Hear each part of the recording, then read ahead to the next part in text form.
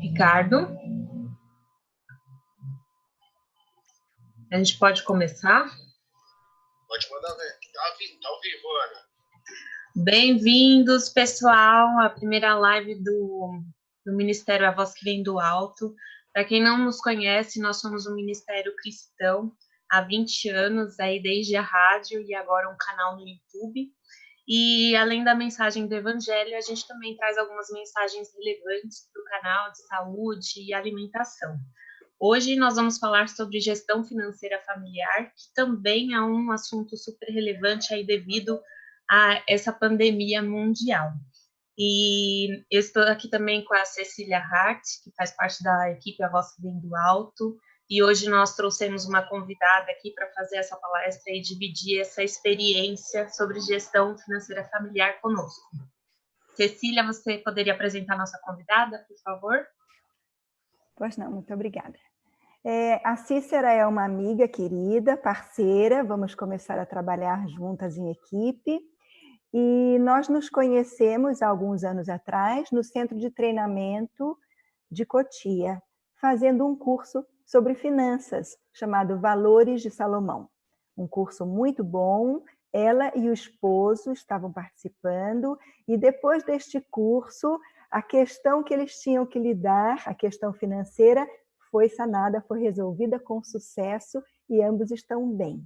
Então, realmente, a Cícera fez este curso no Centro de Treinamento de Cotia e diversos outros cursos, nacional e internacionalmente. Ela é certificada internacionalmente em vários cursos de gestão financeira. Ela é coach financeira e ela dá palestras sobre finanças em vários lugares aqui no Brasil, inclusive no Sebrae, vários cursos, e vale muito a pena seguir a Cícera nos seus canais, porque os conselhos que ela dá sempre são muito sábios, muito úteis e muito pontuais, principalmente neste momento de crise que o nosso país está vivendo com a Covid-19. Cícera, bem-vinda, querida. É um prazer recebê-la aqui na Voz que Vem do Alto e agradeço em nome de todos os componentes da Voz que Vem do Alto por ter aceitado o nosso convite para falar aqui para nós. Eu que sou, assim, grandemente honrada com essa oportunidade, porque já tínhamos esse plano há muito tempo, né, Cecília? Mas sim, Deus guia as coisas de forma que a gente não entende. Mas eu me sinto muito honrada, agradeço a você, agradeço a Analina, ao Ricardo e a todos que estão nos ouvindo a presença. Bom, falar de gestão financeira é bem complicado no contexto que a gente vive, né? O Brasil, ele nunca teve, assim, o costume de educar financeiramente seus cidadãos. Então, a gente vai ter um papo, assim, leve, tranquilo, não se preocupe que a gente não vai falar de calculadora, né, extraordinária, assim, coisas de contabilidade. A gente vai ter um papo legal, assim, com pontos importantes para a gente ter pelo menos uma base, assim, desse assunto diante do cenário que nós estamos vivendo. Eu peço desculpa porque eu estou de lado, é porque eu estou com duas telas, então a minha câmera fica apresentando de lado, ok? Podemos dar continuidade? Sim, okay. Só lembrando que quem tiver dúvidas sobre o assunto no decorrer da palestra pode mandar as perguntas tanto pelo chat do YouTube quanto do Facebook. E aí, ao final, a gente tentará responder o máximo de perguntas possível. Obrigada, Cícera. Imagina. Bom, a gente tratar de gestão financeira, às vezes, causa um desconforto. Mas, quando se fala de gestão financeira em família, aí a situação piora mais ainda. Lá no Centro de Treinamento de Cotia, eu ensinei por quase 7 anos. E nós tínhamos ali casos dificílimos, a Cecília pôde comprovar isso.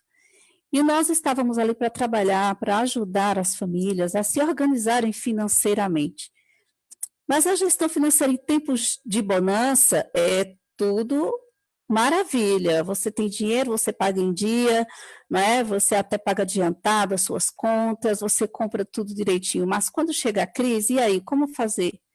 Como gerir os recursos na hora que a crise bate a porta? É isso que a gente vai dar uma olhadinha agora. Gestão financeira, família e crise. Eis aí um trio bem interessante. Quando a gente fala de gestão financeira, a gente está falando de gestão de recursos como um todo, não é somente o que eu ganho, o marido, ou o que eu ganho, a esposa. É o que toda a família ganha. E a família, ela precisa estar unida nesse sentido da gestão dos recursos para viver melhor, para saber lidar com as situações imprevistas como nós estamos vivendo agora. A crise, ela é certa, sempre. Vamos viver sempre momentos de crise. E o cenário econômico mundial que nós estamos vivendo agora e as perspectivas de mercado, elas não são assim bem aprazíveis. E Deus nos dá sabedoria para lidar com essas situações. Olha só, a primeira ferramenta que nós temos que ter diante das crises é a fé. E como cristãos adventistas, nós temos um arsenal de ferramentas que Deus nos dá para fortalecer essa fé diante das crises. Eu gosto muito de Amós 3,7, quando diz assim: certamente o Senhor soberano não faz coisa alguma sem revelar o seu plano aos seus servos, os profetas. Isso é interessante porque nós temos a certeza que Deus está sempre nos preparando para as coisas que virão à nossa frente. Eu não tenho dúvida disso. Outro ponto importante é refletir sobre essa questão de crise. Ellen White escreveu aí o maior discurso de Cristo, página 10, e ela diz assim: não podemos ignorar a realidade de que em algum momento todos iremos encarar o sofrimento, mas nossa atitude vai indicar se seremos derrotados ou vencedores. Como iremos enfrentá-lo? Onde poderemos nos apoiar? Aprenderemos a enxergar nas dificuldades como obreiras de Deus? Temos que ter, diante da crise, duas atitudes. É ampliar a visão e ajustar o foco. É isso que Deus nos pede. Outro ponto importante é a questão da nossa fé. Não podemos enfrentar as crises como a maioria, que vê apenas o lado negativo, lamenta diante das dificuldades. Isso. Nós somos chamados... Oi, desculpe interromper, é que não está compartilhando a tela. Você consegue compartilhar com a gente? Já estava compartilhando. Deixa eu... É que não está aparecendo aqui para a gente. Quando parou? Só ficou em você, a câmera. Espera um pouco. Tá bom.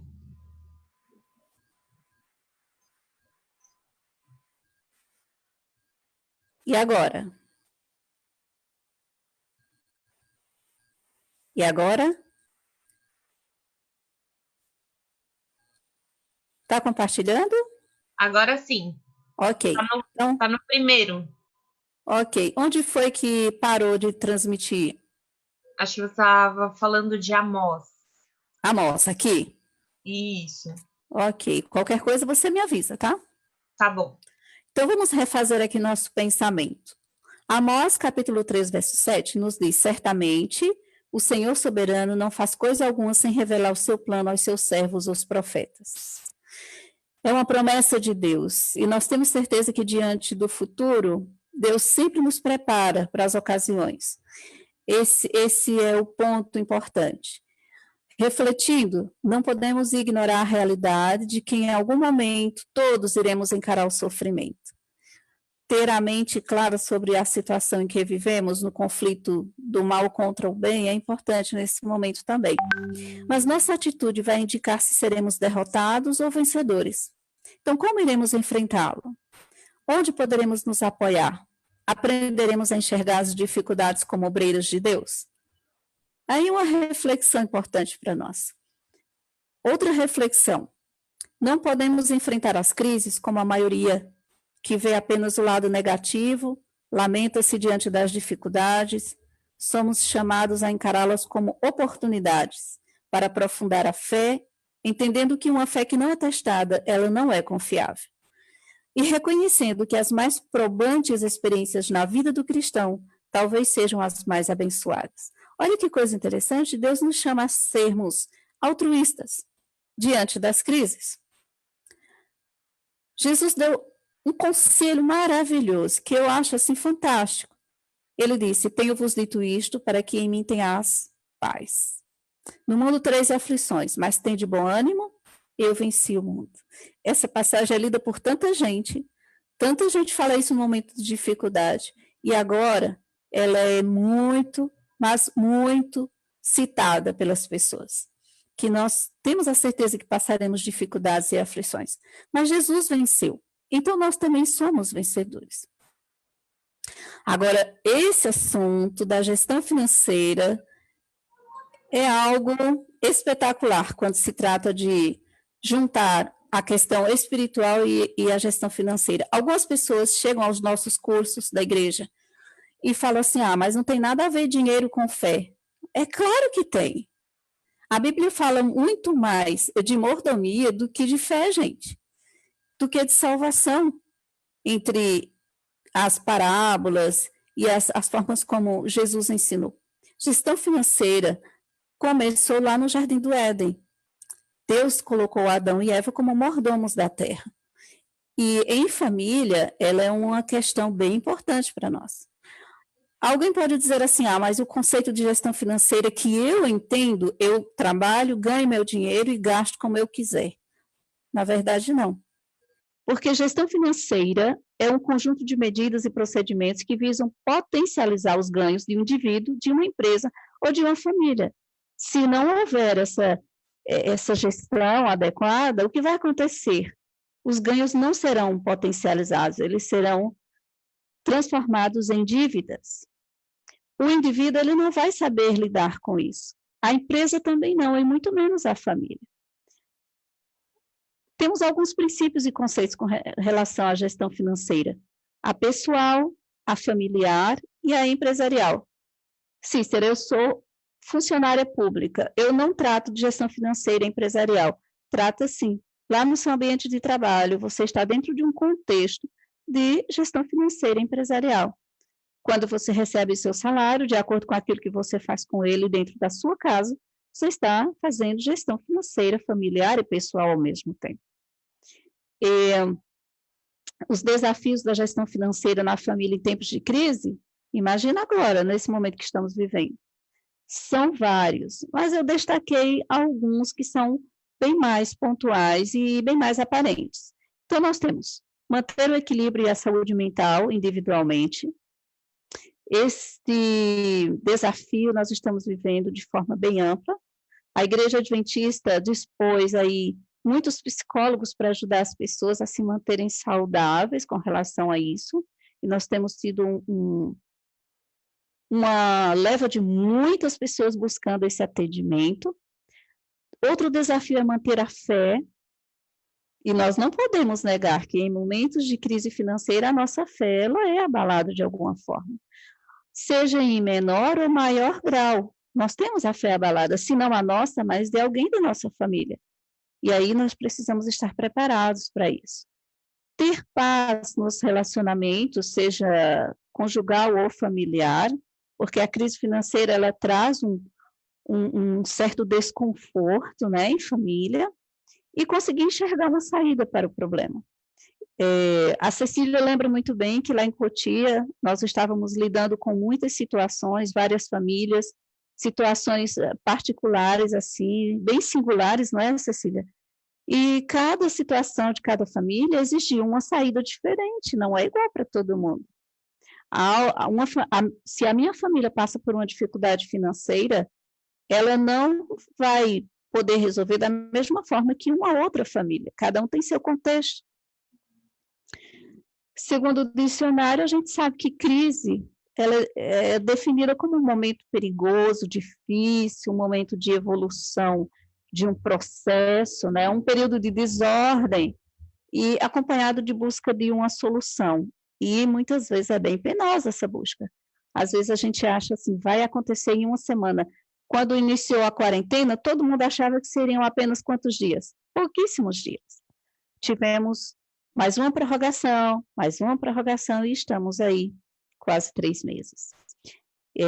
A crise, ela também é um momento crítico e decisivo. É uma situação aflitiva, perigosa, é uma situação anormal e grave. Como é que nós, líderes ou nós que somos cristãos, que conhecemos a palavra de Deus, as profecias, podemos lidar com essa situação? Ajudar outras famílias, ajudar a nossa família, ajudar outras pessoas que não são da nossa fé. Elas precisam ter estas soluções, para não perder a fé, para não desmembrar a família. Nós temos uma grande responsabilidade nas mãos. Por quê? Porque o lar é o coração de toda atividade. O nosso lar é muito mais do que uma casa para morar. É o coração da sociedade, da igreja, da nação. É o nosso lar. Não é verdade? Lar adventista. E aí, diante da crise, nós temos algumas questões. Quais são as crises que nós podemos passar durante a vida? Muitas. Eu tenho 47 anos, vou fazer 48, e já passei muitas crises na minha vida. Inclusive porque a minha família, os meus pais, eles eram imigrantes, não é? Então, não é fácil para você vir a um país que você não tem nada a ver com ele. Mas nós passamos por situações, crises emocionais, crises na saúde, desemprego, morte na família. Quantos irmãos nossos estão agora vivendo luto? Em nossa comunidade árabe mesmo, nossa amiga, a Mônica, perdeu o esposo para a Covid-19. Ele estava no Congo, trabalhando lá, infelizmente. E tem a crise financeira. Agora imagine você passar por todas elas de uma só vez. Queridos, estamos passando por esta situação de uma só vez. Crise emocional, na saúde, desemprego, morte na família e financeiro diante da Covid-19. E se citarmos aqui, só para termos uma ideia básica, o que seria uma crise financeira por desemprego, que a gente está vivendo de uma forma muito ampla, alguns especialistas diriam assim para você, ok, diante dessa crise financeira, você precisa tomar algumas atitudes. Primeiro, prever os cenários externos e internos. Como assim? Eu preciso ver quais as despesas que eu terei nos próximos 3 ou 6 meses. Por quê? Porque normalmente quando você perde o desemprego, o tempo mínimo de você ficar desempregado, para alguns especialistas, é de 3 a 6 meses. Isso num cenário favorável no mercado de trabalho. No entanto, nós estamos vivendo em um cenário atípico. E o que dizer disso? As probabilidades é que a recolocação aconteça entre 2 anos, 3 anos. Vejam só que cenário, não é? A segunda atitude que normalmente o especialista fala é assim, olha, você precisa analisar suas despesas, priorizar as despesas com maior impacto na sobrevivência da família até uma recolocação no mercado. Os maiores especialistas em economia estão dizendo, diante dessa situação da Covid-19, a ordem agora é sobreviver. Se você sobreviver, você vai conseguir vencer depois. A ordem é sobreviver. E diante de um desemprego, é também um conselho. Eu preciso priorizar aquilo que vai me manter vivo para buscar esta solução. Ajustes de gastos. Terceiro ponto, quando estamos em uma crise diante da perda de um emprego. Então, eu preciso ter cuidado, porque com a redução na receita da família, eu preciso ajustar aquilo que eu vou gastar, diminuir naquilo que eu estou gastando. A situação atual da receita do brasileiro, queridos, queda de 50% desde o início da quarentena. Agora, imagine isso para quem trabalha na rua, para quem presta serviço, essa queda de 50%. Imagine quanto ele teve que reduzir nos seus gastos em casa. E imagine aqueles que trabalham na área de saúde, nos traz a uma reflexão, porque diante dessa situação a gente tem que buscar alternativa de renda. Só que no momento que a gente está vivendo, que alternativa de renda eu tenho? Sem a quarentena já estaria bem complicado. E com a quarentena que você não pode sair. Então, aqueles que estão em casa que podem trabalhar home office, o que eles fazem? Eles trabalham e sustentam a família com aquilo que podem fazer de casa. Quem não pode sair, está esperando até que se possa sair, para manter o sustento básico. E toda a família é chamada a fazer alguma coisa para melhorar a renda. Eu estou vivendo isso em minha casa, porque eu dou aula, eu faço palestras, treinamentos, e isso precisa estar presencialmente. E meu esposo, ele trabalha com marcenaria e marido de aluguel. Ele não pode sair de casa. E aí? Então, ele tem que ficar em casa enquanto eu trabalho de casa. São desafios que somente pela fé. E é por isso que nós estamos aqui, para ajudar nossos irmãos a enxergarem que, diante de tudo isso, Deus tem preparado para nós um ponto importante para a gente focalizar. Olha só, e aí? O quinto ponto é atentar para os gastos, que não devem ser maiores que as entradas. A regra sempre foi essa. Não podemos gastar antes de ganhar, não podemos gastar mais do que ganhamos, e nem gastar tudo que ganhamos. São 3 regras básicas, que infelizmente a maioria das famílias brasileiras não aprenderam. Eu tive um pai bem pontual com relação a isso. Meu pai era árabe. Então, imagino que árabe, ele gosta de tratar com dinheiro e ele gostava de negociar. E ele me ensinou isso desde criança. Filha, você não pode gastar o dinheiro se você ainda não ganhou ele. Você não pode gastar o seu dinheiro se você não tem certeza de que vai ter no próximo mês. Então, não gaste antes de ganhar. Não gaste tudo que você ganha, tá certo? E eu aprendi com meu pai. E é nesse momento, queridos, que me entristece o coração, porque nós trabalhamos 7 anos educando as famílias da nossa igreja com relação ao orçamento da família, a fazer a reserva financeira para uma situação dessa. Muitos aproveitaram os ensinos, alguns não. Cícera, mas é muito difícil fazer uma reserva financeira. Eu sei que é difícil, mas nós tivemos aí 7 anos antes de chegar essa pandemia para aprender a fazer uma reserva, por mínima que seja, para estarmos pelo menos preparados para uns 3 meses, não é? De desafio na quarentena. Mas ainda não é tarde. Nós podemos recomeçar agora esse aprendizado. Alguns dados importantes, né? O CAGED, que é o Cadastro Geral de Empregados e Desempregados, notificou algumas informações e números bem preocupantes. Estados Unidos, eles sabem que 22 milhões já pediram seguro-desemprego diante da pandemia, mas o Brasil ainda não sabe calcular, nem os números dos demitidos ainda não sabe. Saberemos somente, provavelmente, quando terminar o mês de maio.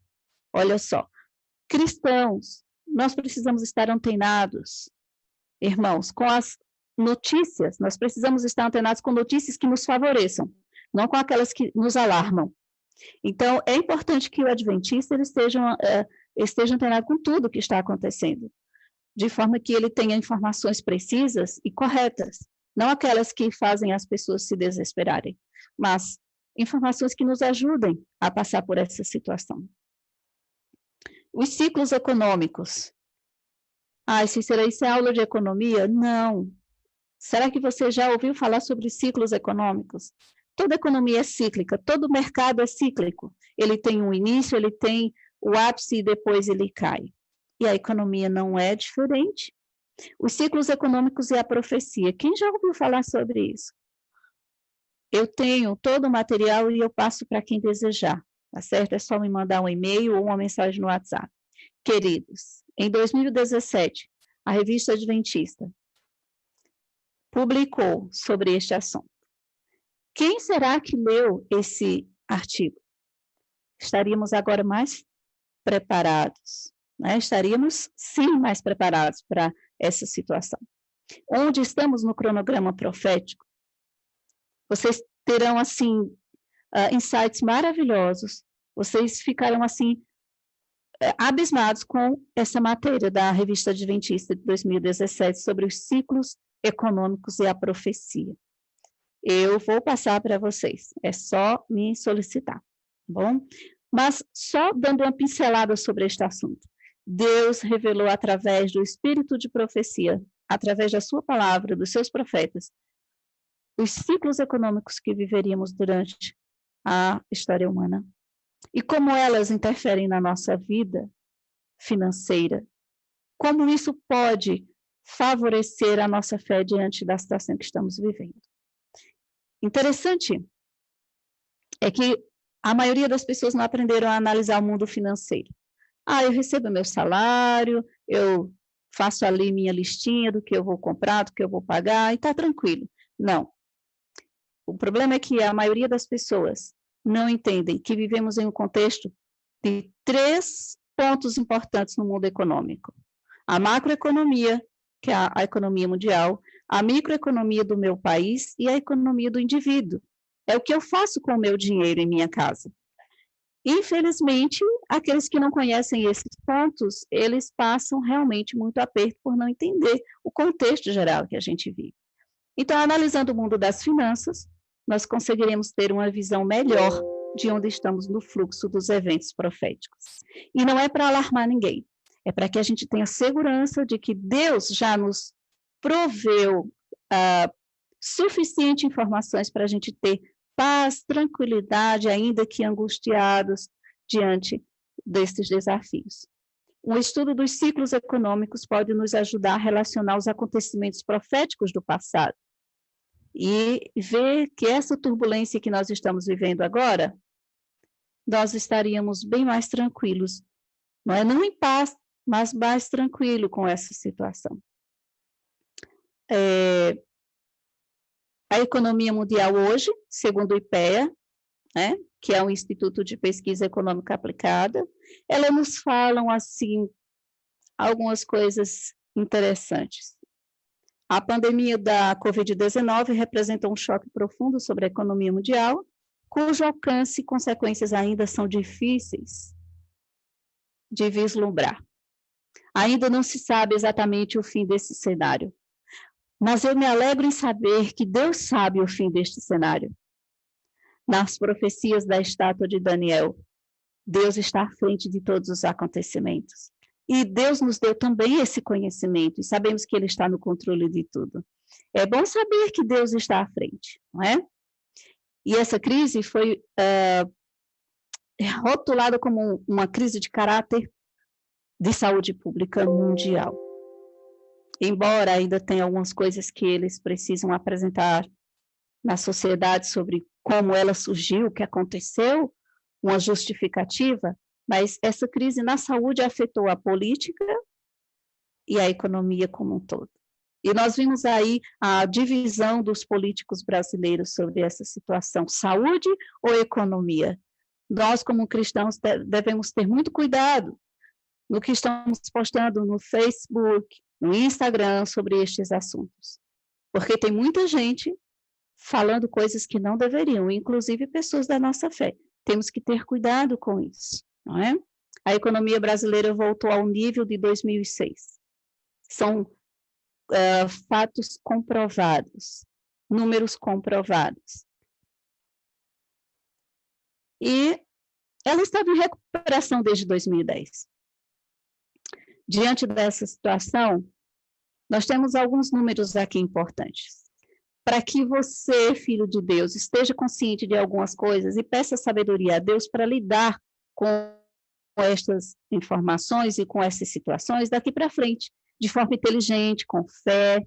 A Organização Mundial do Trabalho falou sobre o impacto da Covid-19. Então, você pode acompanhar aí cerca de 1,6 bilhão de pessoas empregadas na economia informal. O que aconteceu? Ou quase metade da força de trabalho global podem ter seus meios de subsistência destruídos, devido ao declínio contínuo das horas trabalhadas. Então, você trabalhava 8 horas, você diminuiu suas horas de trabalho, e depois quase nada, e depois nada. É tanto que nos condomínios que meu marido atendia, eles reduziram as horas de trabalho dos funcionários para 4 horas. Perda estimada de 60% na renda de trabalhadores informais no mundo. E nós sabemos que a força maior do mercado de trabalho são os informais, os pequenos e os micros empresários.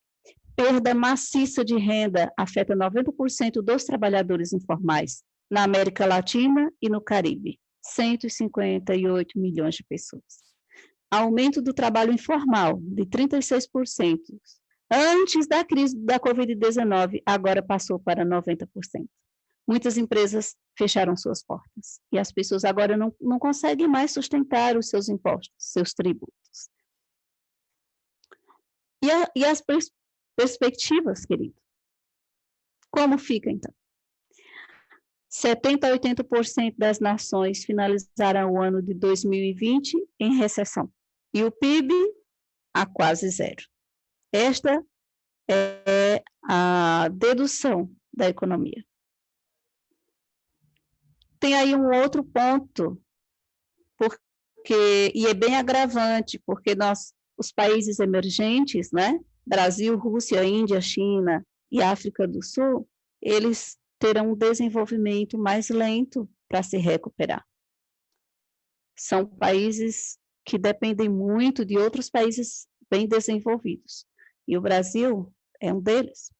Os países que têm alto nível de desenvolvimento econômico e social terão, segundo especialistas, uma recuperação em trajetória V mais rápida. Eles têm mais condições de sustentabilidade por mais um tempo, enquanto os países emergentes não têm.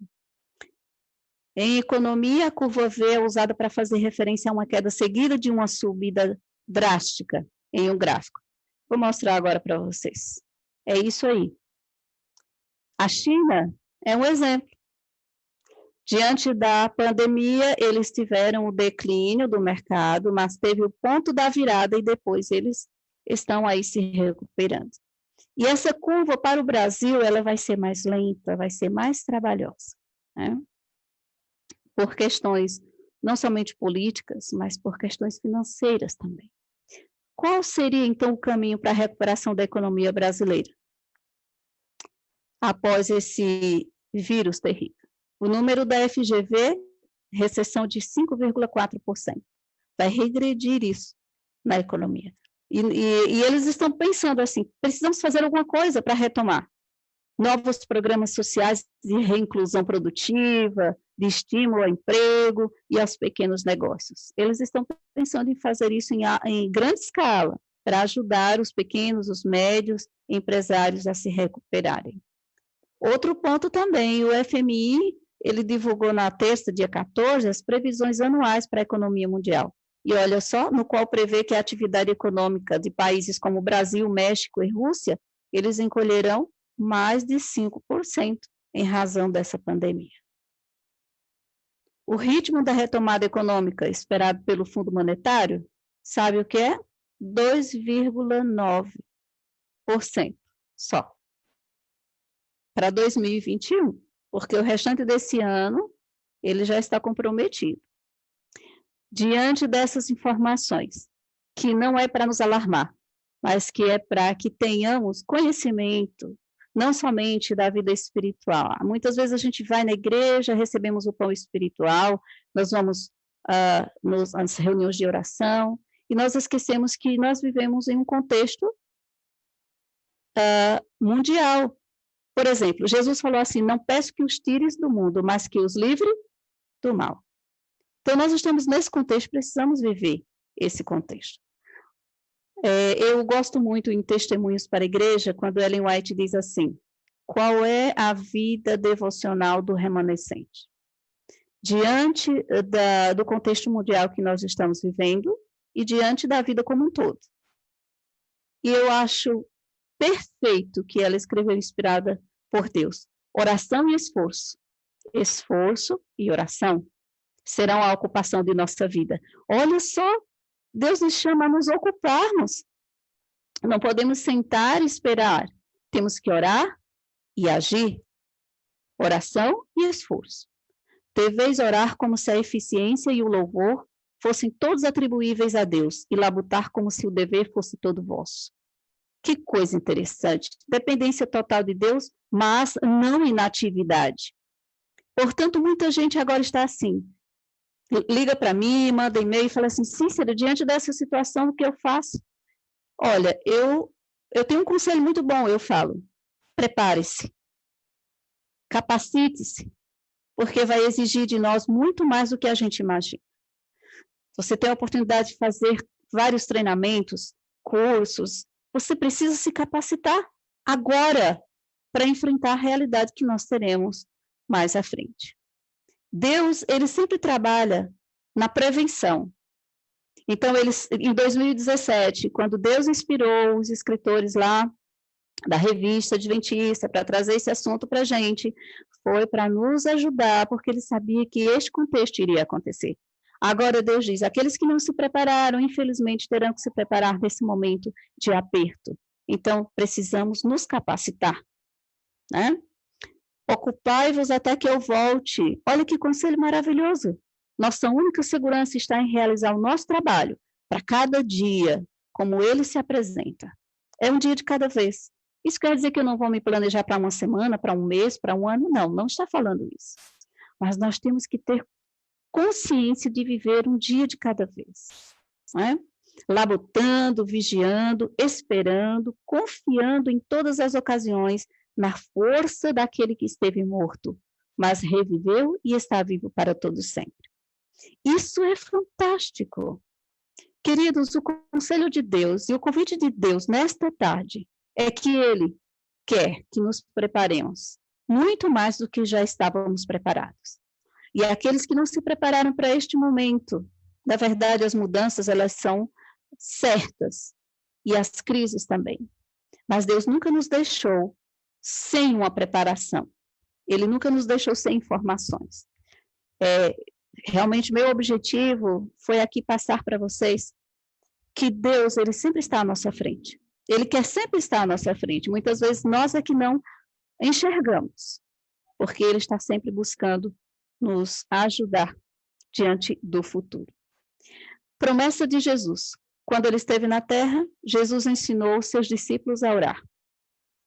E eis algo que estamos fazendo constantemente, mais do que imaginávamos fazer. Ele nos instruiu a quê? A apresentar suas necessidades diárias perante Deus e a lançar sobre ele todas as suas preocupações. A certeza que lhes deu de que suas petições seriam ouvidas nos é dada também. Hoje, a promessa aos discípulos, ela é nossa também.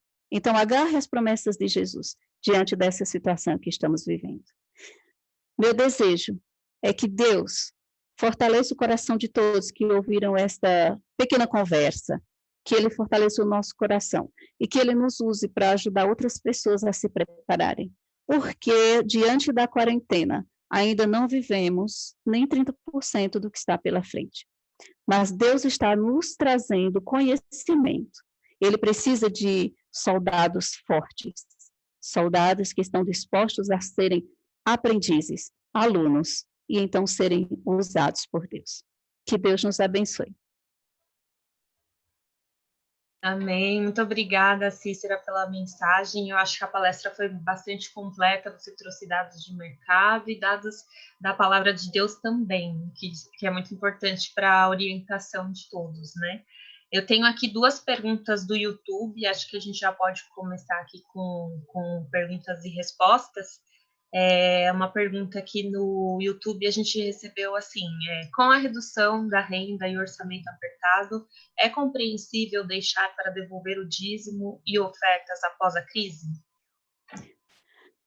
Dentro do contexto bíblico e dentro do espírito de profecia, não. Nosso primeiro compromisso é com Deus. Lembrem-se do que Deus prometeu, que se formos cumpridores, primeiro com Ele, com certeza Ele encherá os nossos celeiros. Ele não deixará faltar. E eu digo isso por experiência própria, porque eu já passei grandes desafios em minha vida, e Deus sempre foi fiel em todos os momentos. Então, de maneira alguma, primeiro o nosso compromisso com Deus, porque Ele empenhou a sua palavra, de que se primeiro lembrarmos do compromisso com Ele, Ele é fiel. Ótimo. E sobre outra pergunta qual a melhor estratégia para não ultrapassar de mercado, já que muitos produtos tiveram acréscimo do valor? Eu não ouvi. Interrompeu a pergunta. Qual a melhor estratégia para não ultrapassar o orçamento nas compras de mercado, já que muitos produtos tiveram acréscimo no valor? Nós estamos em uma sinuca de bico, como dizem, né? Então, existem, assim, 3 pontos importantes. Primeiro, você veja o que você tem em mãos.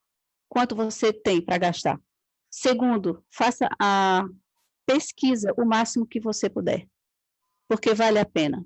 Embora muitos mercados estejam agora aumentando os valores dos produtos, que você encontra em um mercado e no outro também o mesmo produto por um preço diferente, vale a pena você fazer algumas pesquisas. Na internet você pode entrar, porque agora tudo é online, você pode comprar tudo, fazer sua compra, eles entregam. Você pode pesquisar preços. Então, primeiro, saiba quanto você pode gastar. Agora, antes de saber quanto você pode gastar, você precisa ver lá na sua despensa o que você já tem. Porque muitas vezes as mulheres erram, e os homens também, que tem os homens que gostam de fazer compras, e não vê o que tem lá na despensa e compra a mais. Já tem, então gasta o que você já tem. Então, veja a despensa, tá certo? Veja lá na sua despensa, depois você verifica quanto você pode gastar, faça a sua listinha e vai com a listinha, para que você tenha certeza de que você vai trazer aquilo que você precisa, tendo em vista em quanto tempo você vai consumir aquilo que você vai gastar.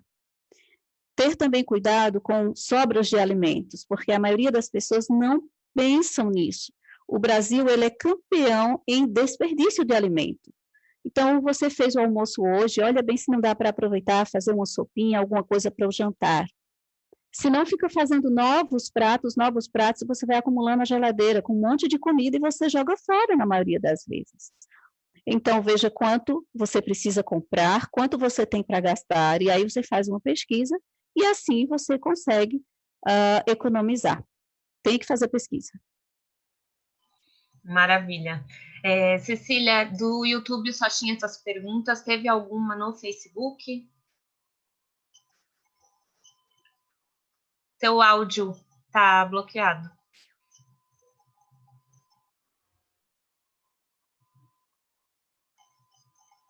Teve alguma no Facebook? Sim, não houve perguntas no Facebook, mas eu gostaria de fazer uma pergunta para a Cícera. Ok. Cícera, nós sabemos que muitas pessoas, como você mesmo colocou, estão desempregadas, e na nossa igreja, na Igreja Adventista em geral, há muitas pessoas que já estavam desempregadas antes do coronavírus chegar. Então, para Sim. esse grupo de pessoas que estava desempregado antes ou que ficaram desempregadas agora, e nós temos aí um momento difícil para procurar recolocação no mercado de trabalho, porque o mercado enxugou, qual seria o seu conselho para estas pessoas? Quando a gente trata de gestão financeira e gestão de carreira, eu trabalho no contexto mundial. Queridos, os empregos sumirão. Nós estamos vivendo o fim do ciclo dos empregos. De forma que todos aqueles que até agora estão lutando para recolocar-se no mercado, eles deveriam pensar em uma outra alternativa. Criar uma capacitação para ter um negócio próprio, mesmo que seja o mínimo possível. Por exemplo, vender salgados. Por quê? Não importa se você tem MBA, se você tem doutorado, mestrado. Eu tenho alunos meus que têm mestrado e estão desempregados há mais de um ano. Tá certo? E diante da situação mundial, que já vinha desde 2010, o mercado de trabalho está ficando cada vez mais restrito. Ou seja, não ponha sua esperança em empregos. Você precisa se capacitar para prestar serviço, certo? Porque será o futuro do mercado. Prestar serviço. Empregos ficará reduzido, segundo os especialistas dos Estados Unidos, Alemanha e outros países, a 35%, 45% do mercado somente vai favorecer quem trabalha lá, a carteira assinada. A maioria serão freelancers, né, e individuais, né, empresários individuais. Aí o conselho é você abrir um MEI e trabalhar com aquilo que você sabe fazer. Se você não sabe fazer alguma coisa que possa trabalhar nessa área, então você agora se capacite. Muitas mulheres da nossa igreja começaram a fazer curso de culinária. E aí elas abriram MEI e estão trabalhando, vendendo seus produtos, né? Homens também que se capacitaram para fazer coisas que antes eles não faziam. Homens que trabalhavam só em escritório, estavam trabalhando há mais de 15, 20 anos, e agora tiveram que fazer novos cursos, capacitações, para lidar com essa nova realidade. E a nova realidade é, os empregos sumirão. Sim, Cícera, falando de questões mais práticas, como que as famílias podem se organizar dentro de casa, além da lista, né, que faz para fazer compra no mercado? O que é ideal elas se planejarem? É fazer uma planilha, colocar tudo na ponta do lápis? O que você indicaria para esse tipo de planejamento? A primeira coisa que deve ser feita é a família se reunir, sentarem, colocarem a situação da família em pratos limpos. O chefe da casa, ele não deve esconder nada da situação. Então, junta-se ali a esposa, o esposo, os filhos, a sogra, o cunhado, quem quer que esteja morando ali nessa família, e conversar sobre a situação, nua e crua. É necessário que todos saibam o que realmente está acontecendo, porque não basta saber que está acontecendo uma pandemia, desemprego, situação financeira difícil, não, é preciso saber a situação do lar. Então, sentem-se, conversem, e agora vamos colocar no papel o que é possível fazer, o que se tem em mãos, quanto se tem de recursos, seja a receber, seja recebido, seja no banco, seja um benefício, o que seja. É preciso saber quanto se tem disponível. Depois de se saber quanto se tem, aí sim poderá se fazer um orçamento da família. Ali colocar uma listinha de tudo que é gasto durante o mês. E ver ali se dá para reduzir alguma coisa. Precisa ser visto alguns custos que muitas vezes está ali no orçamento da família, mas agora ela é um peso. Então, por exemplo, assinatura de revistas. Né? Tem gente que faz assinatura de 4, 5, 6 revistas, é assalariado e faz assinatura de revistas. Cancela essa assinatura. 30, 40, 50 reais que você tem, menos, vai fazer falta para você comprar. Imagina quanto está um quilo de feijão hoje, gente. 8 reais. Você acha que é fácil para um dono de casa, um pai de família, pagar 8 reais um quilo de feijão? Então, é necessário verificar essa questão. Faz ali a listinha, pode ser numa caderneta, pode ser no papel, alguns que são mais na informática, trata lá da planilha de Excel, pega lá, coloca tudo direitinho, tem que ver. Marido e mulher tem que entrar no consenso. Mulher, quanto é que se está gastando de sabão, de feijão, de arroz, de tudo? Quanto? Está sobrando alguma comida na geladeira? Então, não pode mais sobrar, tem que fazer o suficiente para se comer no dia a dia. E aí nós vamos saber direitinho quanto é que a gente tem, que a gente vai poder fazer. Outra coisa, nós vivemos uma realidade onde o brasileiro nunca aprendeu a fazer a reserva. E não é porque nunca teve oportunidade, teve sim. Por menor que seja a reserva, é possível fazer. Que não para 6 meses, mas para 2 meses. Quanto que eu gasto por mês de mercado? 300 reais? Muito bem. Eu preciso fazer uma caixinha, um cofre, alguma coisa, e ir colocando ali todo mês algum valor para que, num momento como esse, eu não passe necessidade em minha casa. Eu possa ter ali um recurso para fazer pelo menos a compra do mercado, pagar uma luz, uma água. Muitos irmãos nossos estão em situações terríveis com relação a aluguéis, e a igreja tem ajudado de forma ampla esses irmãos. Não somente ajudando financeiramente, mas também com informações, não é? Porque muitas pessoas dizem, não, vai ser despejado. Não. Nós sabemos que dentro de uma situação dessa de calamidade, nenhuma justiça vai defender que você seja despejado do seu imóvel, da sua casa.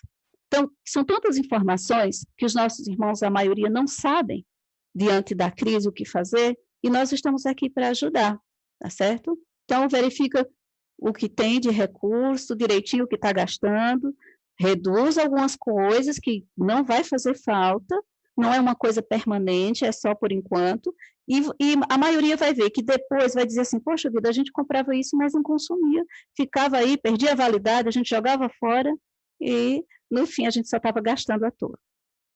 Eu não sei se respondeu, se tiver algum ponto a mais que você precise, pode falar. Respondeu sim. Aproveitando que você comentou sobre reserva, o governo federal liberou aí um auxílio emergencial, né, para algumas pessoas, e a gente sabe que muitas pessoas que se cadastrarem não vão receber esse auxílio. E qual que é a recomendação? Infelizmente.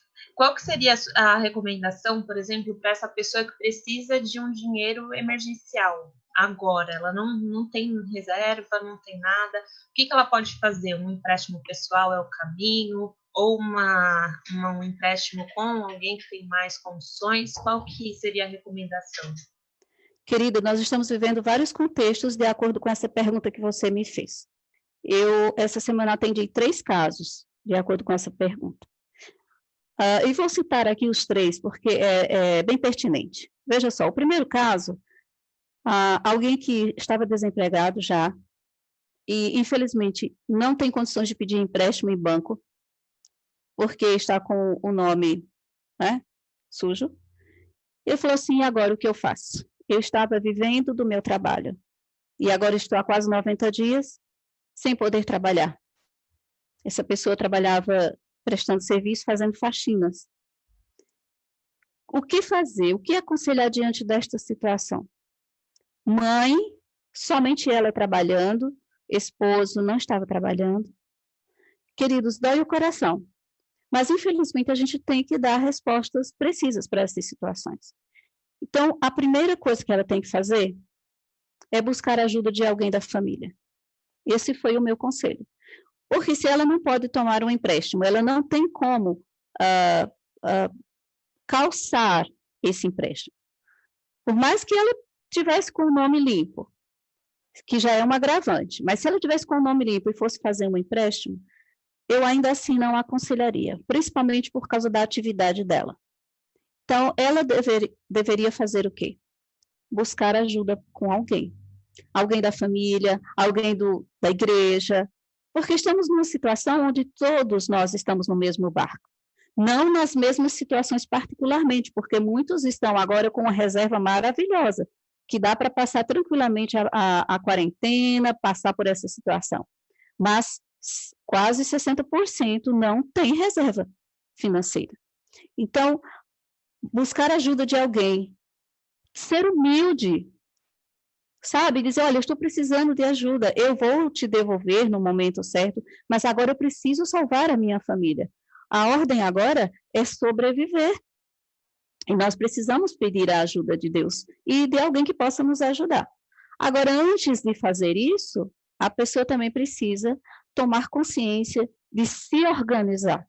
Porque algumas pessoas perderam o emprego ou trabalhavam em alguma coisa que agora não podem mais trabalhar, mas eram desorganizadas. Então, se tivesse organização antes, agora seria mais fácil lidar com esta situação e até conseguir ajuda. Então, se você perdeu o emprego, trabalhava prestando serviço, está com o nome sujo, não tem condições de pedir um empréstimo no banco para poder se sustentar, não tem como, então você precisa pedir ajuda a alguém. Seja humilde e peça ajuda. Segundo caso, eu estava trabalhando, eu tenho meu nome limpo, eu posso pedir um empréstimo, eu não aconselho. Não estamos vivendo em tempos de pedir empréstimo a bancos agora. Principalmente você que é trabalhador e você não é empresário. Até para quem é empresário precisa de um certo planejamento. Por quê? Essas promessas de que você vai pagar em tantas parcelas, que vai ter esse tempo aí, né, de carência, nem sempre isso é uma boa escolha. Então, o primeiro conselho é você trabalhar com aquilo que você tem em mãos. E ver o quanto você suporta até passar por esta situação. Se você não conseguir, você é funcionário e você precisa de um empréstimo, tenha cuidado. Quando você pede esse empréstimo consignado e outros empréstimos, olhe bem, precisa de alguém para te orientar. Porque agora, todo o mercado financeiro está tentando sobreviver. Então, tem que ter muito cuidado com isso, certo? Outro ponto, outra pessoa que passou por uma situação dessa. Ela falou o seguinte, olha, é o seguinte, eu fiquei desempregada agora, não posso trabalhar, então eu vou vender algumas coisas que eu tenho. E ela começou a vender algumas coisas que já estavam lá guardadas há um bom tempo, e foi fazendo recursos. E, segundo eu soube, já está, assim, 90 dias dessa situação, e essa pessoa não passou necessidade. Então, para cada pessoa, é uma situação diferente, tá certo? Então, eu posso pincelar que cada pessoa precisa primeiro saber a sua própria situação antes de tomar essas atitudes aí. Tem muita gente tomando empréstimo e nem sabe o que vai acontecer, porque ele vai ter que pagar de alguma forma. E existe uma questão dentro de uma crise. Você tem a queda, você tem a recessão, e para você se recuperar tem um período de tempo. Então, se você agora, há 3 meses atrás, você ficou sem emprego, aí você pediu um empréstimo, eles te deram 3 meses para você pagar. Quando você retomar o trabalho, você vai ter que trabalhar dobrado, porque só são 3 meses de carência. E aí pode acumular parcelas, você pode pagar mais juros do que você imaginava. Certo? Ótimo, bastante esclarecedor. Temos mais uma pergunta do YouTube, que seria assim, diante dessas mudanças econômicas pós-pandemia, quais profissões terão destaque? Acredito que sejam aí as profissões pós-pandemia também. Sim, sim. Inclusive, assim, agora, nesse momento, nós estamos vivendo uma inovação muito grande. É desejo de Deus que os filhos dele tenham o quê? Inteligência para lidar com as situações. É preciso que a gente busque informações. Olha, eu quero ressaltar uma coisa. Daniel foi um homem muito importante. Lembra? José. Deus deu sabedoria para eles.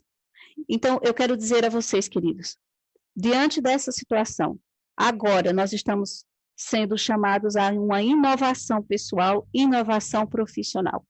As profissões que mais se destacarão pós-Covid-19, vou dizer algumas. Todas as profissões que trabalham na área de informática, inteligência artificial, elas estarão em alta. Todas as profissões que trabalham com gestão de pessoas, desenvolvimento humano, elas estarão em alta. Gestão financeira estarão em alta também. Se você já tinha uma formação acadêmica, por exemplo, eu sou contador, você não imagina o quanto as pessoas precisarão de um contador daqui para frente. Eu era um educador financeiro, uma educadora financeira, as pessoas precisarão muito. Consultora empresarial. Eu trabalhava no RH, agora as pessoas precisarão muito mais. Nós temos aí 2 cenários interessantes. As empresas, 30%, 40%, fecharão as portas. Já iniciou isso desde o início da pandemia. Mas se multiplicará os prestadores de serviço.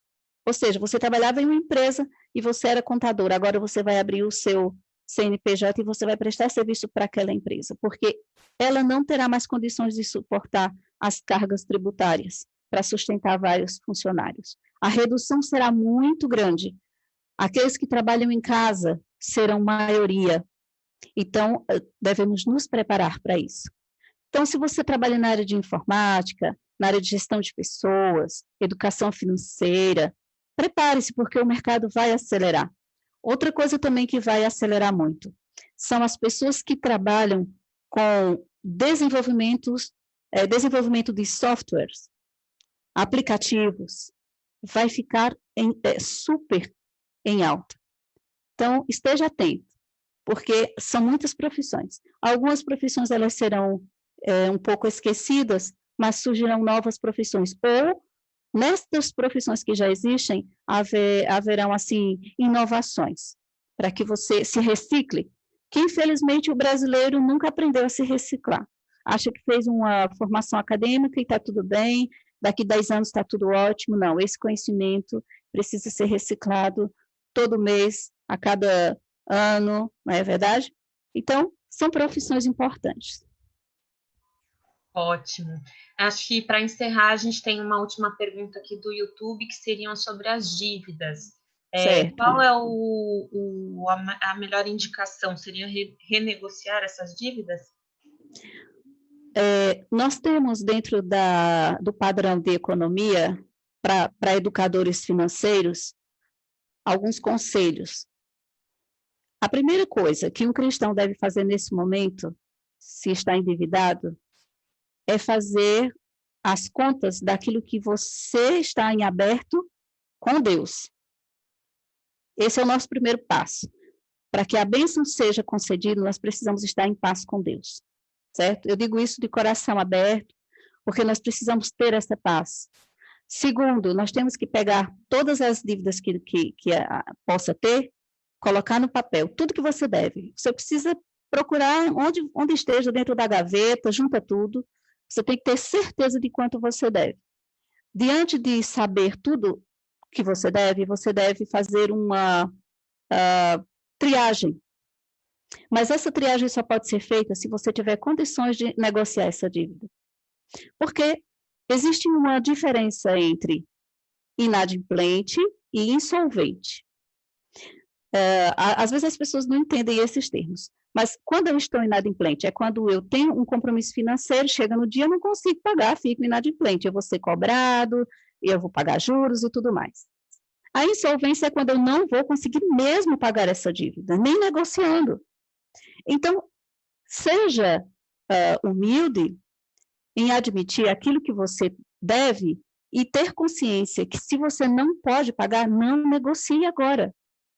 Queridos, primeiro, nosso compromisso com Deus. Segundo, nós temos o compromisso com o nosso próximo. Mas como é que Deus nos aconselha a fazer isso? O Espírito de Profecia é bem claro. A gente fica em paz com Deus e com o próximo a gente tem que fazer um planejamento, e a gente chama de gestão de dívidas. É um planejamento para você quitar suas dívidas.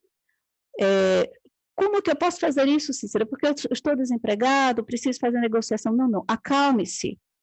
Deus, ele não vai abandonar você porque você está cheio de dívidas. Deus quer que você, primeiro, tenha paz com ele. Aí depois ele vai lhe dar a inteligência para você saber negociar essas dívidas. Só que antes de negociar a dívida, você precisa sobreviver. Sobreviver e fazer com que o seu trabalho produza o suficiente para que você sustente a sua família e depois você faça a negociação dessas dívidas. Eu vou citar aqui três dívidas. Aluguel, luz e água. Não tem como, você precisa pagar. Mas eu estou sem dinheiro há 3 meses. Não tem problema, você agora vai negociar com o dono da casa, do imóvel. E vai dizer, olha, nós estamos nessa situação. Todas as pessoas estão nessa situação. Vamos negociar? O melhor caminho é negociar. Então, vamos fazer o seguinte, vamos esperar passar esse aperto, eu retomo o meu trabalho e eu pago um aluguel e um pouquinho dos 3 meses que atrasou. Porque para o credor é mais inteligente ele ter uma condição de receber do que não receber. Se ele coloca você para fora do imóvel, ele vai perder, porque você não vai conseguir sustentar um novo aluguel e pagar o que você estava devendo. Então, os especialistas aconselham isso, negocie. Água e luz não tem jeito, você precisa fazer alguma coisa e pagar, porque senão fica sem água e fica sem luz.